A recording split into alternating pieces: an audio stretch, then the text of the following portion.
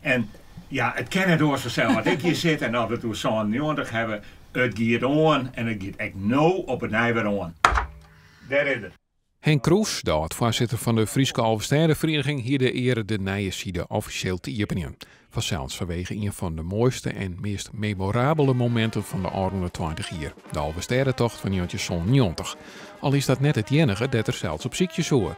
Ja, net alleen maar ik zeg Simmer 2000 zit er ook op. En dat er voor mij heel prachtige barnwedstrijd. Dat was Simmer 2000. Dat is, weet ik nog altijd hoe griezelig enthousiast over wat we doen met z'n allen dingen hebben. Wat er allemaal spelen.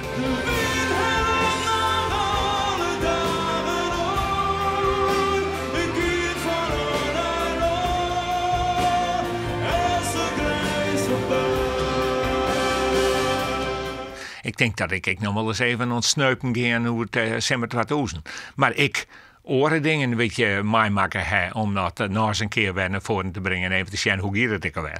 Er is van alles te vinden op weromrop.nl of .frl, zo'n 50 uur televisie. En hier had de archiefredactie de man aan slag geweest. Hij doet het, chef. De scoop doet het. We hadden een periode van 20 jaar uitzocht, 1984 tot 2005.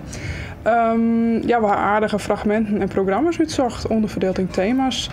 Daarvoor hebben we een pad, staat nog op de website en het wordt nog onvuld.